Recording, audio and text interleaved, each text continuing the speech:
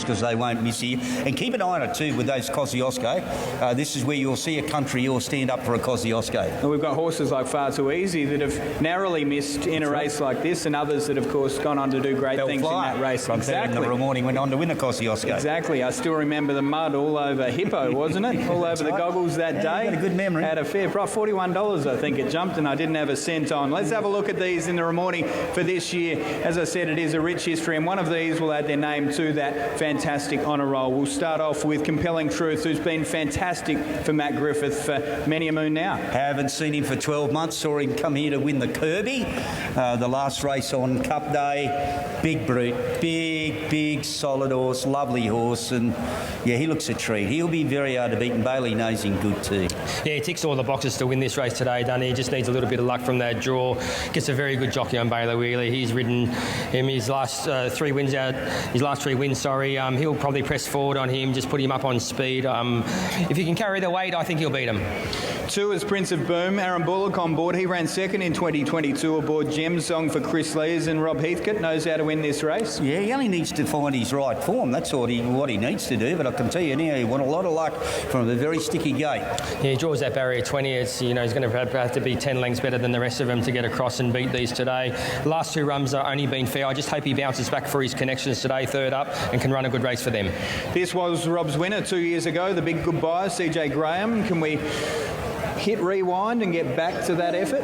Look, his last couple of runs, the Chief De Beers run was good, and the run prior was good. So, yeah, he's 1 for 1 at the track. If he can repeat, yeah, drops a little bit in weight, but I wouldn't sell him short. I wouldn't say he's hopeless. No, I think he'll be present a bit fitter today. He was first up the other day at Doomburn off a 14-week break, no trials, and he got tired late. So you expect him to improve a 2 or 3 lengths on that first up run. 1200 today, barrier 12. He's another one that'll have to go forward. So if she doesn't have to use too much energy early, he could be there in the finish. Richard Litt brings another try Godolphin galloper to the race, having been beaten a neck with Bacchanalia last year. He's got Barber here with Dylan Gibbons. Yeah, never seen him in the yard before. First sight of him, he's a typical sprinter, big, solid horse. If you look at him for the first time, and that's what I'm doing at the moment, you'd say he was in the run. But I'd say that's his makeup. But he's got a beautiful gait, and he's in good form. Yeah, if you look at his run in the takeover target when he won there at Gosford, he's going to get a similar run. He's withdrawn that barrier 4. Dylan Gibbons rides. He'll just fall over his neck. He'll have him no worse than 3 pairs back. He's going to be the first one to pounce on these leaders straightening, and he could be too good for him. It'd be a good story if Dylan were to win. His dad won the race in 2011 with Gerazana, so what a double that would be for father and son. The 6 Midnight in Tokyo, Damien Thornton, Annabelle and Rob Arch. Been watching her parade. I don't think she's out of it this man. She's fit. Beautiful. 3 runs under her belt. Good gait, lightweight. Yeah, she's not the roughest, I can tell you. Yeah, I thought all the runs, like you said, Gary, this preparation have been good. She was good in the Bright Shadow and the Helen Coghlan after that. Last run at Eagle Farm was okay. She was beaten about 4 lengths there. Probably expected her to improve today. She draws that good gate. Damien Thornton will give her a good ride. She'll run well. 7 Boom Talk, Jake Bayliss, Matty Dunn. Yeah, little beauty. He's a little cool dude. That's what he is. Look, he's been crying for a dry track. He had no luck at the Glass House. He just got wiped out at the 200. Don't sell him short. 54 kilos. He's won $1.1 million in prize money. Yeah, he's got a really lightweight, 54 kilos today. Jake Bayliss would have rode him out the right. Look, he draws sticky, but that won't bother him. He's a get-back horse anyway. The thing with this bloke today, he gets back on a dry track. He won 7 races on a dry track and 5 at the distance, so this works out perfect for him, this race. He'll finish off strong. The 8th Sheriff Gomer, we've got Ricky Jamison on board for Jeff Dunn at Bow Desert. Yeah, I just tried to line up the Rockhampton form, but if you go back and have a look at his highlighter run was good, so obviously he's going good, and he did a good job to win there at Rockhampton when he was held up. Now, a very fit horse. Yeah, he would have been a certainty beat there at Rockhampton last start if he didn't get out. It was lucky it's a long straight there at Rockhampton. Look, he's got to come back to the 1200 day. They're going to go a little bit quicker. So he'll probably find himself back a little bit further than what he was at Rocky. Even if he's back midfield, I think the key with this is get him to the middle of the track and let him wind up. The earmuffs have gone on Cinnawon in the pre-race. Michaela Weir on board. Aidan St. Vincent, his dad Paul won back-to-back Ramornies with the Jackal in 07 and 08. Yeah, I've seen this horse gallop between races a couple of times. Look, his first up. He's in a new yard. He's at a trial. To my liking, he's still got to clean up.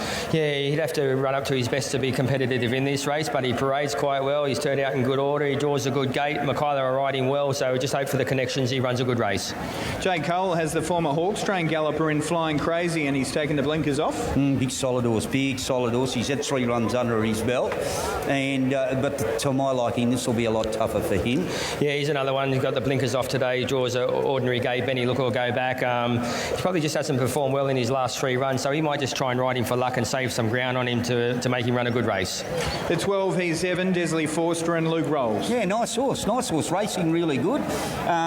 Couldn't fault him. Not a knock on the world. Yeah, he's been going pretty good, so I agree with you, Gary. Can't fault him on his looks. Just where he gets from the gate, and just hopefully he hits the line late. A few tipping this last night at the Calcutta. It was packed, that joint. The 13, Tribeca Star, Ash Morgan, Matty Dunn. Not out of it. Parade's really, really good. Great first up record. Lightweight. He looks really good, that big horse. Yeah, the speed's going to be on for this bloke today. If he gets the right run from the 600 to the 400, he can run over the top of him, this horse. I've got him in my numbers. I think he'll be right there in the finish, this bloke. Okay, this girl's been making her way through benchmark company for Blake Ryan, the 14 Lady Extreme, Alicia Collett. This girl's on the rise. Yeah, I just saw Alicia giving her a pat. She was just getting a little bit on edge. So and hopefully she settles down off that. Look, her wins were good. I will say this is a lot tougher race though. Well, she's got to step up, but all you can do is win, and she's done that her last 2 at Rose Hill, over 1100 and 1200. She draws that awkward gate though, and she's a horse that does race up on speed. She'll need a lot of luck in that first furlong to get anywhere near the fence. Ethan Ensby has Maximum Vortex, Sienna Grimer, Barrier 14. Hey, been a good horse here at Grafton. Smart horse in his right grade, but he's not going to get his own way here, and he's dicey at 1200 metres the best of times. Yeah, he draws that terrible gate, doesn't he? I think she has to go back on him from this gate today. I think if they press him forward, he'll collapse at the 50. Go back, ride him for luck, and hopefully he comes through the middle. He did win at Dooman in 1100 coming from behind, so he can be ridden back, this horse, and run well. Tony Ball and Shea Wilkes pair up with the 18, The Face. Yeah, it's fair here the other day, but this is another harder race for him. His best 2 runs have been his last 2 starts. He just lost his way for a preparation there, so hopefully he runs well. And what about Rhythm Is It Answer, guys? Mitchell Bell, Barrier 13, Brett Kavanagh. Probably falls into the same category, a harder race and a tricky gate. Yep, goes back, be working home late. Righto, that's a look at him, guys. Late mail numbers, please. 9 5 1 13 7 for me. I'll stick with Barber.